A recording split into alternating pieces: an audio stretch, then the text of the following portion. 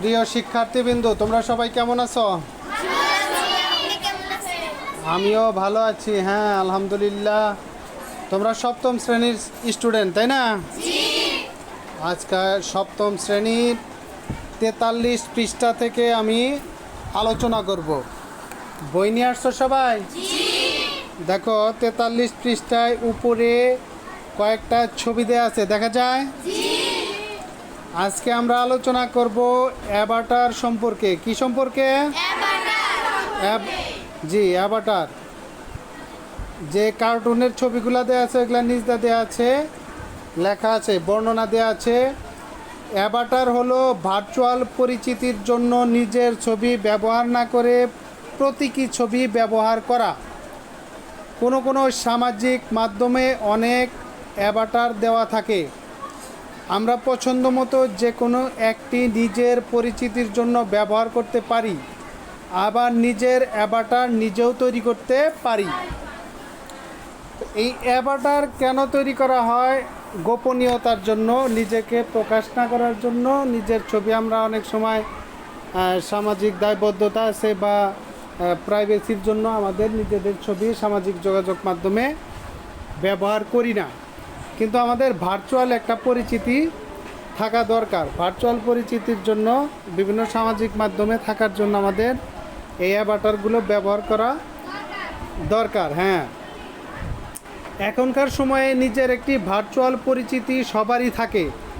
সামাজিক, পারিবারিক বা শিক্ষাকেন্দ্রিক সবারই একটা পরিচিতি বা প্রোফাইল থাকে। কারো দুটি, আবার কারো তিনটি প্রোফাইল বা পরিচিতি থাকে। কখনো কখনো কোনো সেবা পাবার পূর্ব শর্তই হলো একটি প্রোফাইল তৈরি করা। তাই আমাদের প্রোফাইল তৈরি সম্পর্কে অভিজ্ঞতা তৈরি করতে হবে।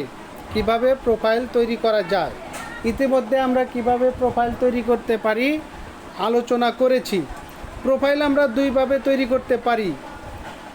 কোনো সেবা নেওয়ার জন্য প্রতিষ্ঠান কর্তৃক চাওয়া তথ্য দিয়ে ওই প্রতিষ্ঠানের জন্য আমাদের পরিচিতি তৈরি করা, আবার নিজেই নিজেকে ভার্চুয়াল জগতে পরিচয় করিয়ে দেওয়ার জন্য প্রোফাইল তৈরি করা।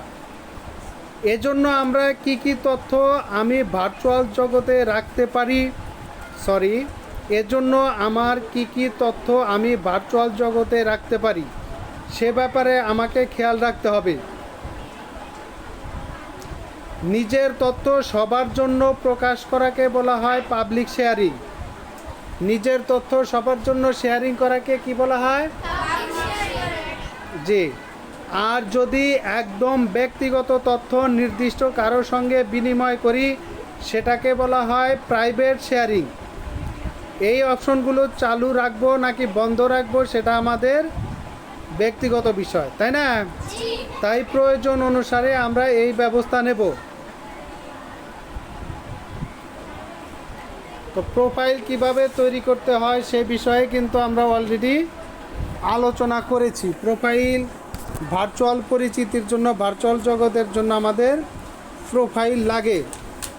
সেখানে আমাদের ছদ্মনাম থাকতে পারে, ছদ্ম ছবি থাকতে পারে, যেটা বললাম এই যে অ্যাভাটার। এগুলো হচ্ছে আমাদের গোপনীয়তা।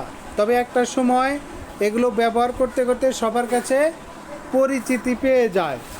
কেউ যদি ছদ্মনামে নিজের পরিচিতি দিতে চায় তাহলে যারা তাদের সাথে কানেক্টিভিটি থাকে তারা ওই অ্যাভাটারের মাধ্যমে একে অপরের সাথে পরিচিত হয় এবং বুঝতে পারে যে তুমি কে বা আমি কে।